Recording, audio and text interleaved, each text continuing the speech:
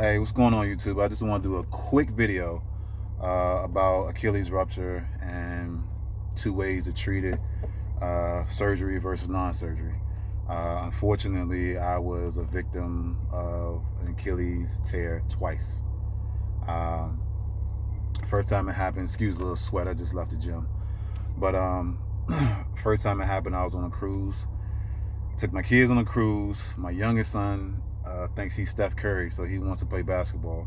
He was only 9 at the time, and there was a bunch of older kids out there every day. So the last day of the cruise, I told him, I said, look, we get up early, go out there, we shoot around, play some basketball. So we up there like 8 o'clock in the morning playing around. Other kids come out, so we do, of course, we run a game, 3-on-3. So I'm killing these little young boys out there. So I'm feeling good. We lost 11-7, but I scored all 7 points. So the competitive nature in me said, let's run it back. So we run it back. Within a minute of running the game back, my Achilles pops. And I knew as soon as it happened. I felt the pop. I heard the pop. I turned around, thought somebody had kicked me in the back of the leg. I looked around, no one was there, so I knew what happened. So come back home to Maryland. I couldn't get an appointment for like 2 weeks, a week and a half, something like that. So my first appointment was July 17th. So I go in there, talk to orthopedic. He says, well, you don't have to have surgery. So I said, well, how do you repair Achilles rupture without surgery? Like, how does that work? So he explained to me that you put the foot at an angle and the tendon somehow fuses itself back together. So I'm saying, okay, I never heard of that before. Every time I heard of Achilles injury, they're talking about surgery and then rehab and all that stuff, physical therapy. So I had another appointment the next day. I didn't cancel my other appointment. So I had back-to-back appointments with 2 different orthopedics. So the second day, July 18th, I go to another orthopedic in Maryland. And he's an older orthopedic, but he says the same thing. He says, look, you don't need surgery. You don't need people cutting on you. I said, well, I don't really want people cutting on me, but what's the best decision? What's the best route to go? So he said, I would go and do the non-surgical. He said, I'm 41. He was like, yeah, you're still fairly young, but you're not young. You're not going to be playing any sports or anything. I said, not real like regulated sports. No, like pickup games or something like that. So I got hurt playing pickup game. But he said, you don't have to have surgery. I wouldn't have the surgery. Just go ahead and do the non-surgical method and go from there. So I go back to the other orthopedic. I said, we're gonna go that route, non-surgery. So he puts my foot in the splint, put it at an angle. That way for 2 weeks. Start the physical therapy after the 2 weeks. Everything's going good.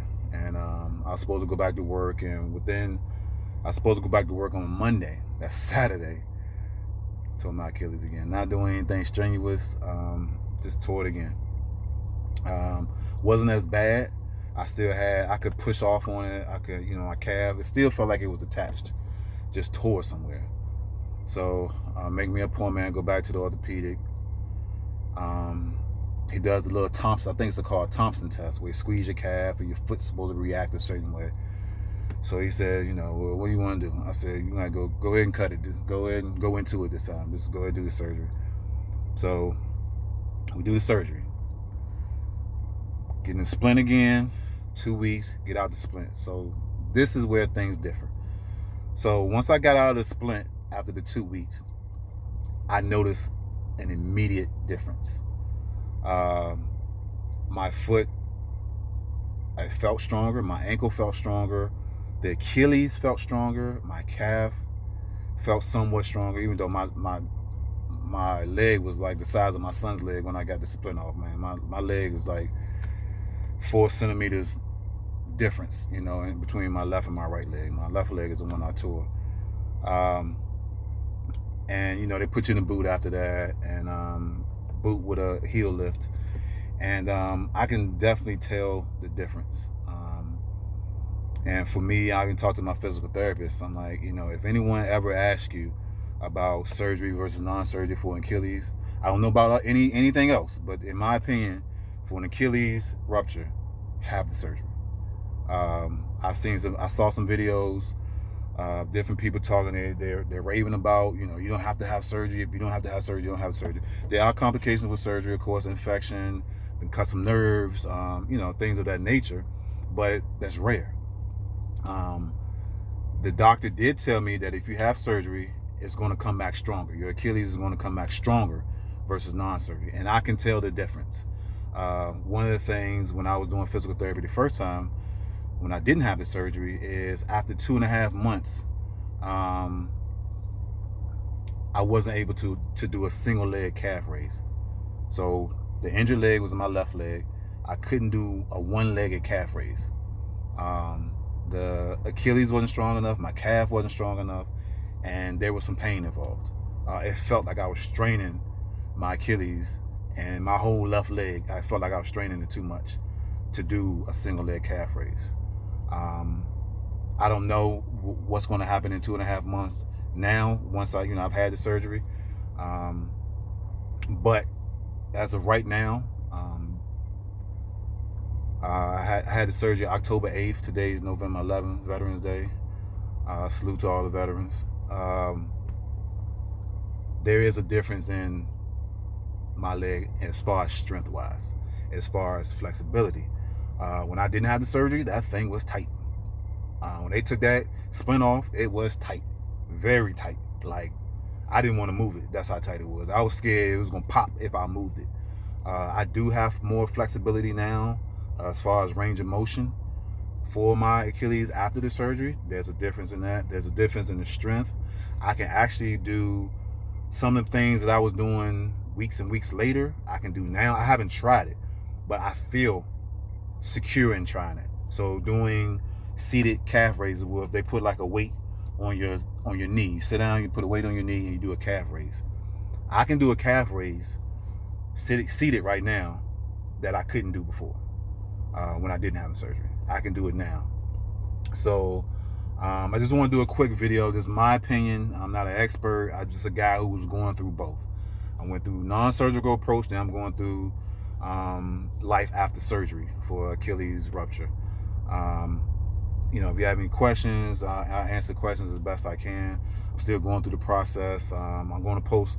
So also, things that make life better. I invested in a knee scooter, which my insurance covered the knee scooter. I also went to Amazon and I bought a iWalk 2.0. It's not perfect. I'm going to do a review on it. It's not perfect, but it's way, way better than crutches. Crutches, you don't have your hands free. Like I like to go to the gym, so I use my iWalk when I go to the gym. My iWalk 2.0. I'm moving around slow, but I have my hands free. I can do curls. I can get on and do bench. I can go grab some weights and move some weights over here. I can do things that you cannot do with crutches. With crutches, I'm just moving. You can't carry anything with crutches. At home, I have my iWalk at the house. I can get up. I can cook myself breakfast. I can move around the house. I'm not so, I'm not handicapped as much. So it costs around $140, $150. So if you have any type of injury below the knee, I definitely say get the iWalk 2.0. Also, what did I say? I got the knee scooter. So the knee scooter is for when you go long distance. Like I took my kids to the zoo one time. We went to a concert one time, and it was way out DC, and had to walk a long ways to get there. Take the scooter for that.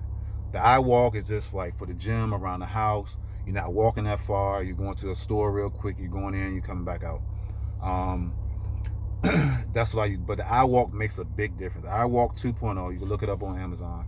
Also, I show some other things in other videos that I bought just to make life a little easier for people who have suffered injuries such as Achilles or any ankle or foot injury or something like that.